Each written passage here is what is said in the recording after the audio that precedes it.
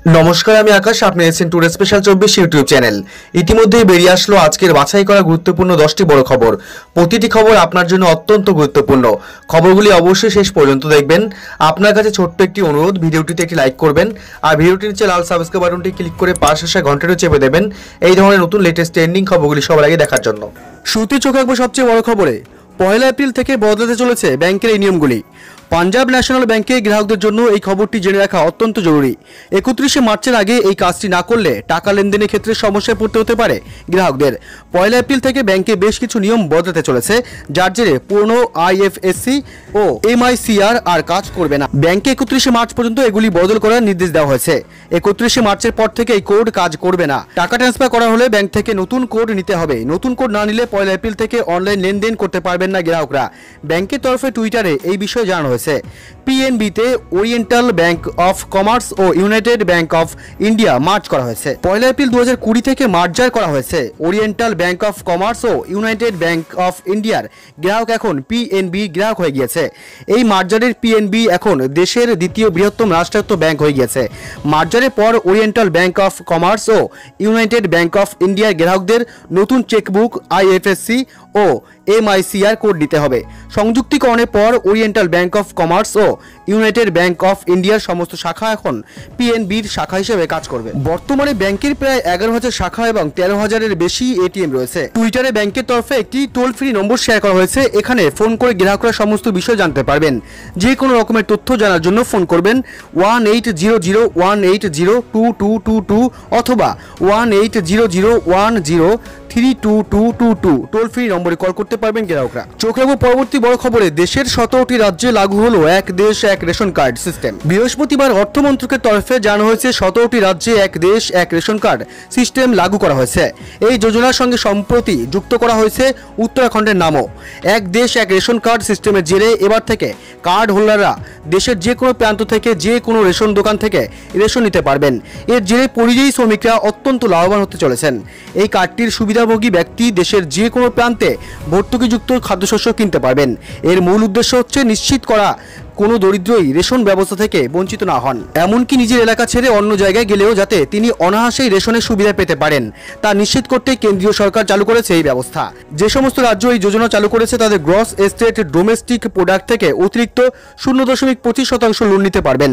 মন্ত্রকের তরফে জানানো হয়েছে এই রাজ্যগুলিকে অতিরিক্ত 37,600 কোটি টাকা লোন নেওয়ার অনুমতি দেওয়া হয়েছে। পরবর্তী খবর, 4 বছরে 100টি সরকারি সংস্থা বেচবে মোদী সরকার।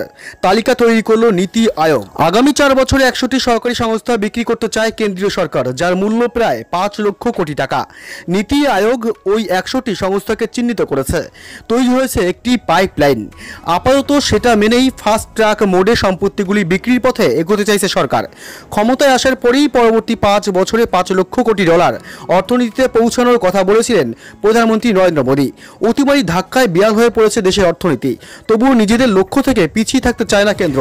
এই সপ্তাহেই অ্যাসেট মনিটাইজেশন নিয়ে একটি ওয়ার্কশপের আয়োজন করা হয়েছিল। সেখানেও এই বিষয়ে আলোচনা হয়। নীতি আয়োগের তৈরি করা পাইপলাইনে রয়েছে পোর্ট, ক্রুজ টার্মিনাল, টেলিকম পরিকাঠামো, তেল ও gas pipeline, transmission tower, railway station, sports stadium ইত্যাদি। এই বিষয়ে সংশ্লিষ্ট মন্ত্রকগুলির সঙ্গে আলোচনা চালানো হচ্ছে। নীতি আয়োগ ওই সব মন্ত্রককে সমস্ত সম্পত্তিগুলি চিহ্নিত করার নির্দেশ দিয়েছে। এর আগেই বাজেটে অর্থমন্ত্রী নির্মলা সীতারামন জানিয়েছিলেন সরকার বেসরকারীকরণের মাধ্যমে অন্তত 1.75 লক্ষ কোটি টাকার লক্ষ্যমাত্রা রেখেছে। গত মাসের শেষ দিকে বেসরকারীকরণের পক্ষে সওয়াল করেছিলেন প্রধানমন্ত্রী নরেন্দ্র মোদীও। Department of Investment and Public Asset Management আয়োজিত ওয়েবিনারে প্রধানমন্ত্রী বলেন সরকারের দায়িত্ব হলো দেশের শিল্প সংস্থাগুলির পাশে দাঁড়ানো, তাদের সাহায্য করা, কিন্তু কোনো শিল্প সংস্থার মালিক হওয়া বা ব্যবসা করা সরকারের কাজ নয়। একটা সময় ছিল যখন বিভিন্ন প্রয়োজন রাষ্ট্রায়ত্ত সংস্থা তৈরি হয়েছিল, কিন্তু এখন সময় বদলেছে। জনকল্যাণমূলক ও উন্নয়নমূলক প্রকল্পের গুরুত্ব দেওয়া উচিত সরকারের। তখনই প্রধানমন্ত্রীর ইঙ্গিত ছিল 4টি কৌশলগত ক্ষেত্র ছাড়া দেশের প্রায় সমস্ত সরকারি ক্ষেত্রেই বেসরকারি করতে চায় সরকার। পরবর্তী বড় খবর, কোভিড ভ্যাকসিনের দাম কমতে চলেছে ভারতে। মোদী সরকারের বড় বার্তা। সামনেই ভোট, তার আগে বিভিন্ন রাজনৈতিক দল বহু ইস্তেহার চমক দিয়ে উপস্থিত হতে চলেছে। তাতে কোভিড ভ্যাকসিনের প্রসঙ্গ থাকবে কিনা তা নিয়ে রয়েছে জল্পনা। এমন এক পরিস্থিতিতে মোদী সরকার কোভিড ভ্যাকসিনের দাম কমিয়ে দেওয়ার ঘোষণা করলো। 200 টাকা প্রতি ডোজ থেকে কমতে পারে দাম। জানা গিয়েছে কোভিডের ভ্যাকসিনের দাম ডোজ প্রতি 200 টাকা থেকে নেমে যেতে পারে। প্রতি কোভিড ভ্যাকসিন ডোজের দাম কমিয়ে আবার এ বিষয় নিয়ে এদিন পর্যালোচনা বৈঠক সম্পন্ন হয়। তারপরে স্বাস্থ্য মন্ত্রক কথা জানায়। জানা গিয়েছে কোভিশিল্ডের দাম প্রতি ডোজ 200 টাকার নিচে নামানোর জন্য বার্তা দেন সরকারি প্রতিনিধিরা। আর পর্যালোচনা বৈঠক শেষে সেই দাম কমানোর প্রসঙ্গে সম্মতি আসে প্রস্তুতকারী সংস্থার প্রতিনিধির তরফে। সরকার কত টাকায় নিচ্ছে ভ্যাকসিন? জানা গিয়েছে আগে সরকার প্রতি ডোজে 210 টাকা করে কোভিশিল্ড ভ্যাকসিনের জন্য খরচ করত। তবে এবার থেকে ডোজ প্রতিটা 150 টাকা করে কিনতে পারবে সরকার। এমন তথ্য প্রকাশ পেয়েছে এক প্রথম সারির সংবাদ মাধ্যমে। পরবর্তী বড় খবর, সোনার দামে 22% পতন। জেনে নিন আর কত সস্তা হবে সোনালী ধাতু। সোনার দামে ভারী পতন। কয়েকদিন ধরে লাগাতার দাম কমছে সোনার। গত 11 মাসে এখন সোনার দাম সবচেয়ে কম। গত বছর অগাস্ট মাসে সোনার দাম প্রায় 57,000 টাকা রেকর্ড স্তরে পৌঁছে গিয়েছিল, কিন্তু এখন সোনার দাম প্রায় 22%, অর্থাৎ প্রতি 10 গ্রামে 12,400 টাকা সস্তা হয়ে গিয়েছে। এখন সকলের মনেই প্রশ্ন যে সোনার দাম আরও কমবে না ফের বাড়তে শুরু করবে। বিশেষজ্ঞদের মতে আন্তর্জাতিক বাজারে আর্থিক পরিস্থিতি ধীরে ধীরে চাঙ্গা হওয়ায় সোনার দামে পতন দেখা গিয়েছে। তবে বিশেষজ্ঞরা মনে করছেন খুব বেশি সময় ধরে সোনার দামে পতন দেখা যাবে বলে মনে হয় না। ডলার কমজোরি হওয়ায় মুদ্রাস্ফীতির চাপে সোনার দামের উপর ফের প্রভাব পড়তে চলেছে। আগামী কয়েকদিন দাম কমবে সোনার। মনে করা হচ্ছে সোনার দাম $1500 প্রতি আউন্স পর্যন্ত পড়তে পারে। এরপর দামে স্থিরতা দেখা যেতে পারে, অর্থাৎ দেশের বাজারে সোনার দাম 40,000 টাকার নিচে আসতে পারে। পরবর্তী অতি গুরুত্বপূর্ণ স্বাস্থ্যসম্মত খবর, সারাদিনে প্রচুর জল খাচ্ছেন? জানেন কি কোন সময়টাতে জল খাওয়া একদমই উচিত নয়? জলের অপর নাম জীবন। শীত হোক বা গরম, জল খাওয়ার প্রবণতা অনেকেরই অনেকটা বেশি থাকে। সেই সঙ্গে শরীরে জলের মাত্রা ঠিক রাখে। তবে অতিরিক্ত পরিমাণে জল খাওয়াও শরীরে ডেকে আনে চরম বিপর্যয়। এতে শরীর অনেকটাই খারাপ হয়ে যায়।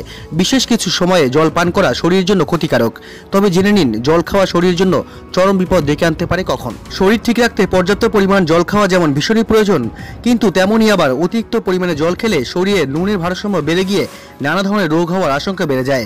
তাই জল তেষ্টা না পেলে জল পান ভুলেও করবেন না। যখন দেখবেন প্রস্রাব হলুদ হচ্ছে না, তখন বুঝবেন আপনার শরীরে জলের বিশেষ কোনো প্রয়োজন নেই।